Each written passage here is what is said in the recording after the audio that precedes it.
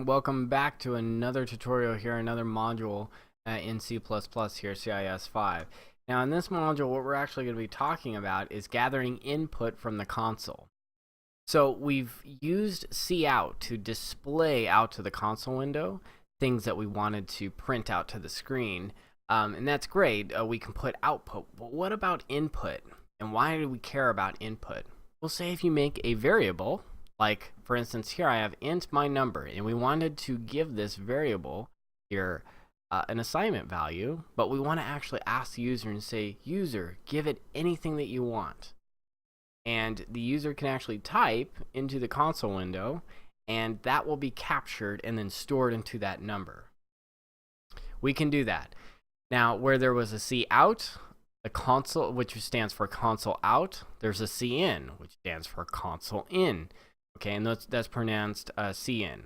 Okay, I know some people insist on calling this count and sin and all these other things. let's just skip that part, and I'll just tell you exactly how it is. So it means console input, console output. We use cin to store input from the user into the variable. That's what we use it commonly for. And that's only going to be used really in this class. After this class, you won't use this concept anymore. It's something that I want to make sure that you know for this class and in the other classes after this here, but in the professional realm, you won't use something that's a little bit different here. Now, with the cout object here, we had cout, we had the stream insertion operator here.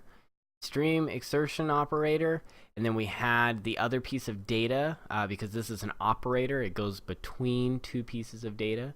So it goes between this here, the cout object, and then in this case here it goes between a variable. So this would print out the number that's held inside of that variable.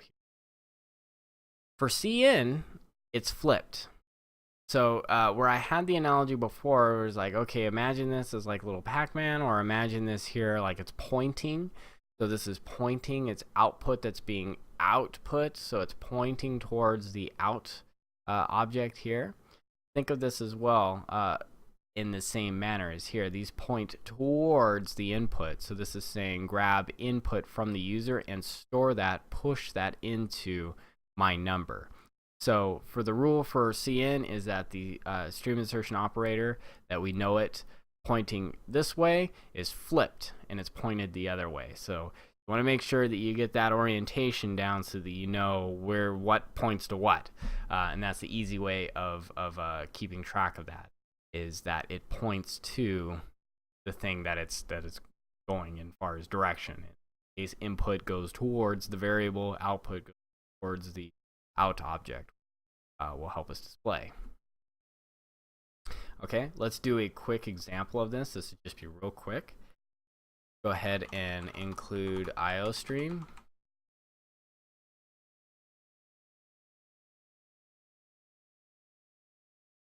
Getting used to this keyboard, but it's still taking me a while.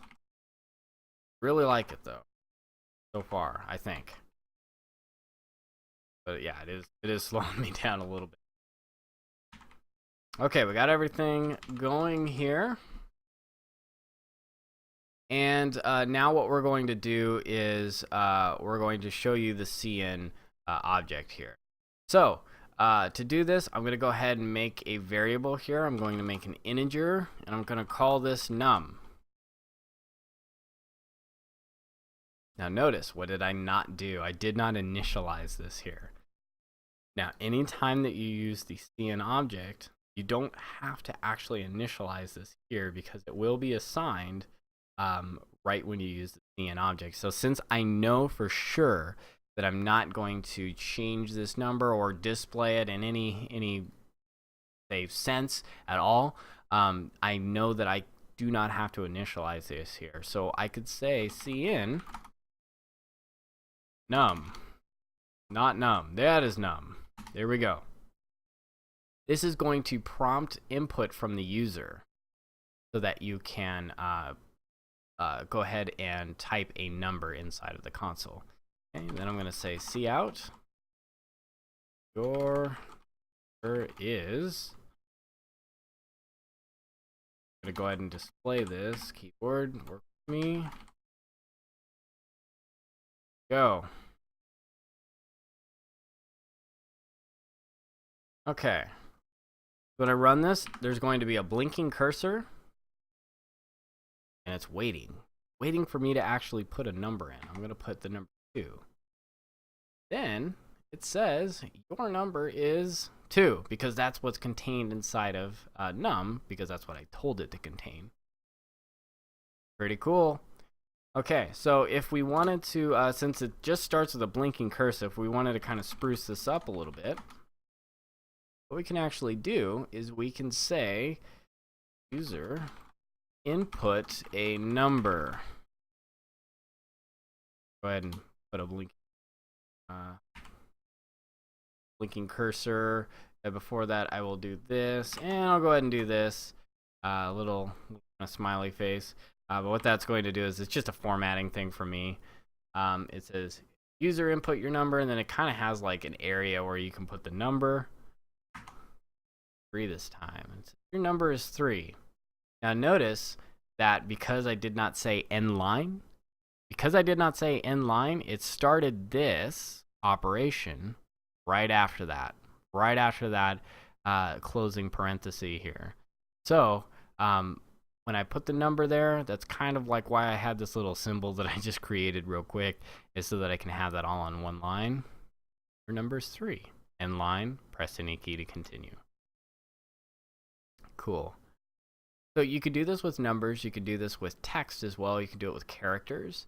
Say, for instance, if you had a character, go ahead and erase this num, the character, and I'm going to say character choice. Okay. Say user input a char, and I'm going to pull in input into that char. I can say your char is choice. Display the choice out. Same thing, it's going to prompt with this window. It says enter a char. I'm going to go ahead and enter in Z. My char is Z. So Z will be contained inside of this. Cool. All right. Now with the string, the input grab is a little bit different. So I'm actually going to use a string right now. I'm going to show you a problem with the string and a way to overcome that. You will have to refer to the book and some of the manual operations on some expanded resources in order to fully master this here, but we won't be going ever in depth. This is just if something bugged you and you wanted to create a fix for it. But don't worry about any expanded problems on this. Always a way to break your programs. We don't need to make sure that the fault tolerance for this is crazy high. So if you had a character and then you entered a number in there, and you had a number, put a character, don't worry about that. The user has to be smart enough to do this at a certain point for our learning purposes at the time. So don't worry. We're going to include, because we need to use string, we need to include string. We already have our namespace here, so we're ready to go. Wow, keyboard. Hang on. Okay. So we're going to use a string. We're going to call this, how about let's use name. Okay. We're going to use name. And I'm going to cin my name. I'm going to say cout name and line. Done. Okay, let's go ahead and print this out. Let me drag over my window. And let's do this in real time. My name is Tim Pryor. Now notice here what it just did. It only output my first name, but yet I put in there Tim Pryor. That's weird. Let me run this one more time and show you something else. I'm going to put Tim Pryor without a space. Now notice that worked. So the thing that we observe right away is that when we grab input for a string, we see that it only grabs input up to a space. And then as soon as it encounters the space, it stops.